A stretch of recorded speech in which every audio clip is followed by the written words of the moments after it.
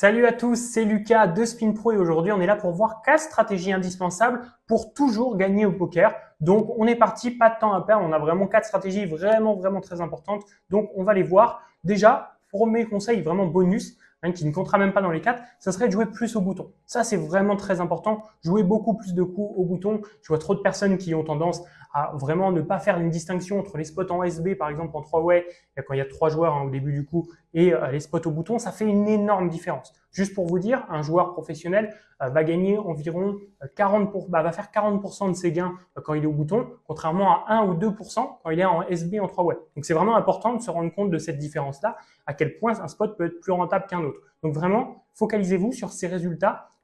Comment obtenir plus de résultats? Ça va être en jouant plus de coups au bouton et en jouant moins en SB. Ça, c'est vraiment très important. Donc, c'est le spot le plus rentable, comme je vous l'ai mis, et c'est le plus simple à jouer. C'est aussi pour ça que vous avez le plus de résultats.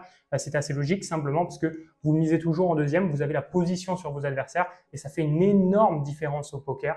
Je peux vous l'assurer. Donc, vous pouvez jouer des mains comme 7 et 5 suités, valet 7 suités, 3-9 off, etc. Des mains que vous n'avez peut-être pas tendance à jouer, mais qui, dans cette situation, s'y prêteront vraiment. Ça, c'est très important. Ensuite, on va passer du coup le premier conseil qui serait de jouer toutes les paires. As, As, Roi, Roi, Dame, Dame, Valet, Valet, etc. J'en passe toutes ces paires. Il faut vraiment toutes les jouer. Il ne faut pas en oublier une. Je sais que des personnes n'aiment pas jouer 2-2, 3-3, 4-4, etc. parce que c'est des mains difficiles. Et puis quand on part à tapis, on est comme quasiment tout le temps en flip ou on est derrière. Donc on a toujours un peu peur de les jouer. Alors que c'est des mains super fortes. Évidemment, As, As, Roi, Roi, je sais que vous savez que c'est des très bonnes mains, mais toutes les autres, c'est très important de les jouer quand même. Il faut les classer en deux catégories, comme je l'ai écrit. Les choix post-flop, première chose, et les shoves automatiques. C'est pour faire simple, c'est vraiment une distinction entre les deux. Donc, on a les mains fortes, de As jusqu'à 7-7. Okay, toutes ces mains-là, vous devez toujours être quasiment en train de les jouer post-flop. Votre objectif, c'est par exemple de relancer, puis derrière d'essayer de jouer post-flop avec un petit c-bet ou juste d'essayer de prendre votre value comme vous pouvez. Mais quand vous êtes en position, par exemple au bouton ou en SB, en HU, dans ces deux spots-là, vous devez à tout prix, vraiment à tout prix, les jouer post-flop. Donc, on va pas faire tapis directement, on va plutôt essayer d'open ou de link trap. On va tenter quelque chose comme ça pour jouer post-flop. C'est super important, c'est comme ça que vous allez gagner le plus. Ça, c'est très important.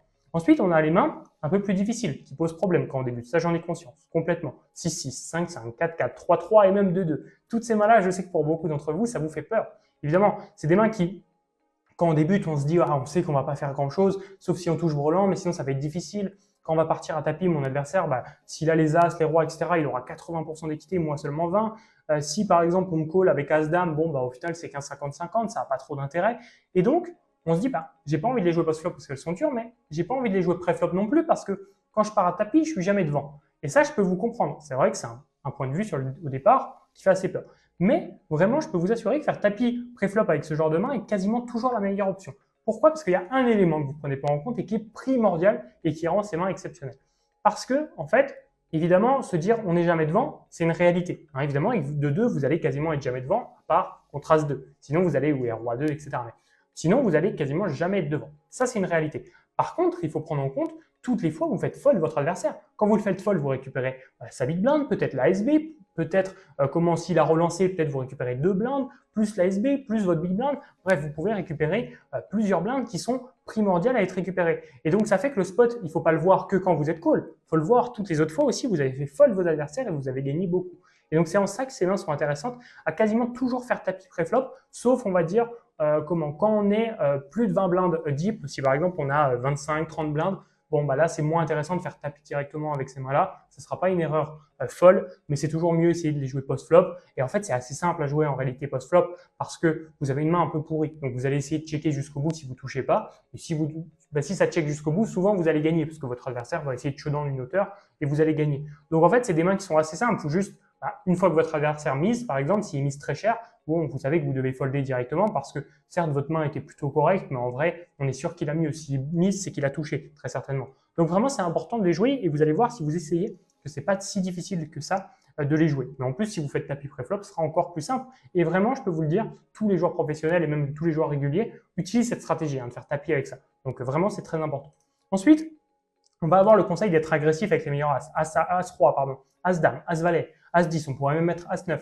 Toutes ces mains-là, pour des joueurs réguliers, c'est ultra gagnant. Elles sont vraiment, ça fait partie des meilleures mains. On va avoir As-As, Roi-Roi, Dame-Dame qui sont les mains les plus rentables, Valet-Valet. Et derrière, c'est ces mains-là qui arrivent. Simplement parce que c'est des mains qui sont vraiment très fortes, qui vont mettre beaucoup de setup à tes adversaires. Imagine, tu pars à tapis avec As-Roi, ton adversaire Ensuite, il va pas réussir à folder. Et donc, c'est un super setup pour toi. C'est vraiment important de partir à tapis avec ces mains-là. La plupart du temps, dès que tu es relancé, il faut essayer de partir à tapis. Parce que, comme je te l'ai dit, tu vas souvent être bien devant tes adversaires. Et s'ils ont une main, ils n'arriveront pas à la fold. Et ça, c'est très, très important. Plutôt qu'essayer de call, ne pas toucher, folder une main super forte, ce qui serait une grosse erreur. Donc vraiment, essaye de toujours partir à tapis avec ces mains-là. Si tu peux, si ton adversaire a relancé, fais tapis avec ces mains-là. Tu vas voir que ça va vraiment te faire gagner beaucoup plus d'argent ultra simplement. Donc, sois agressif et arrête de les call pré-flop. C'est une vraie grosse erreur si tu le faisais. Ensuite, passons au conseil suivant qui serait de favoriser les Broadway. Évidemment, c'est important. Roi-Dame, Roi-Valet, Dame-Valet, Valet 10, Roi 10, c'est toutes des Broadway. Broadway, c'est quand il y a deux cartes comprises entre l'As et, et le 10. Donc, bon, c'est assez simple à retenir, mais c'est surtout celle-ci que je veux vous dire parce qu'on a déjà parlé du cas avec As-Roi, As-Dame, etc. Donc, on va voir ces mains-là qui sont quand même relativement intéressantes à jouer. Pourquoi? Parce qu'elles vont souvent faire top pair. Évidemment, si vous touchez une paire de rois, à part s'il y a un As sur le board, dans tous les autres cas, en fait, vous avez top pair. Et donc, c'est vraiment très intéressant parce que vous faites de très bonnes mains. Déjà, première chose, ça vous en doutez, évidemment, avec des mains comme ça. Mais surtout, ce qui est primordial, c'est que vous allez avoir un bon kicker. Le kicker, c'est la deuxième carte qui fait qu'on peut vous départager quand quelqu'un a la même paire que vous. Imaginez sur le board, je vous ai mis un exemple, donc on va le regarder. Roi-Valet. Vous avez Roi-Valet, sur Valet 6, 4, vous pouvez tout prendre à Dame-Valet parce que vous avez un meilleur kicker, kicker-Roi et votre adversaire a kicker-Dame. Vous pouvez tout prendre à Valet 10, Valet 9, Valet 8, Valet 7, Valet 5, Valet 3, Valet 2. Donc vous avez une grande possibilité de prendre tout à votre adversaire s'il a une main forte aussi. Que si vous jouez plutôt des valets 2 ou si vous jouez pas ces mains-là, vous passez à côté de plein de spots. Soit vous passez à côté de plein de spots, soit vous allez être dans la position de quelqu'un qui va se prendre plein de spots dans la tête où il va avoir souvent une main inférieure à son adversaire alors que tu auras quand même une top paire. Si tu as valet 2 ici, tu peux être satisfait de ta main, mais bon, tu perds tout contre valet 3, valet 5, valet 7, valet 8, valet 9, valet 10, Dame-Valet, Roi-Valet, As-Valet, ça fait tellement de mains qui te battent quand même, plus Valet 6, Valet 4 aussi qu'on n'a pas dit. Donc tu vois, une main comme Valet 2 a beaucoup moins d'intérêt qu'un Roi-Valet qui va prendre beaucoup de jetons à tes adversaires.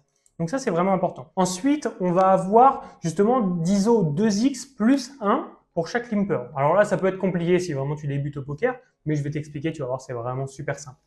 Donc, pourquoi déjà on va faire ça? Il faut le comprendre. C'est juste pour éviter que ton adversaire ait la cote de payer. Si par exemple, je prends un exemple tout bête, mais tu ISO 2x à chaque fois. Si ton adversaire a déjà mis une blinde, tu décides de l'isoler 2x, bon, il a juste une blinde à mettre pour gagner les deux à toi, plus les deux qui s'apprêtent à mettre, donc pour gagner 4. Donc évidemment, 1 pour 4, ça vaut le coup d'essayer de call. Parce que juste s'il touche quelque chose, il peut gagner 4 blindes, donc ça vaut le coup. Que si par exemple, je te prends un exemple, on va vraiment abuser juste pour que tu comprennes l'idée. Il a mis une blinde.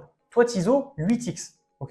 Ça veut dire que maintenant, il doit mettre 7 pour gagner 16. C'est quand même beaucoup moins intéressant de mettre 7 pour gagner 16. Ça fait qu'il faut à peu près 45% pour faire simple, que essayer de mettre 1 pour gagner 4, il faut 25%. 1 divisé par 4, 7 pour diviser par 16. Voilà. Donc ça, c'est vraiment important déjà de le comprendre. Plus tu vas faire cher, plus ton adversaire n'aura pas envie de payer parce qu'il n'aura pas la cote pour payer.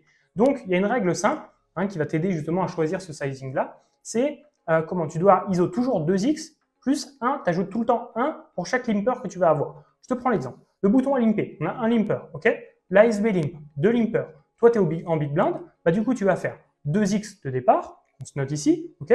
Plus 1 pour chaque limper, on en avait 2. Donc 2 plus 2, 4, tu dois ISO 4x. Aussi simple que ça. Autre exemple, bouton fold, on n'a pas de limper.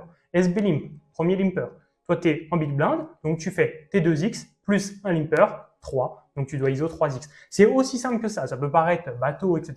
Mais c'est comme ça que ça fonctionne. Et ça marche évidemment en spin, parce que du coup, on peut ISO 4x, pas plus. Parce que tu peux pas avoir plus que 2 limpers, évidemment, parce qu'il n'y a pas plus de joueurs. Mais c'est pareil en tournoi. En tournoi, tu as 5 limpers.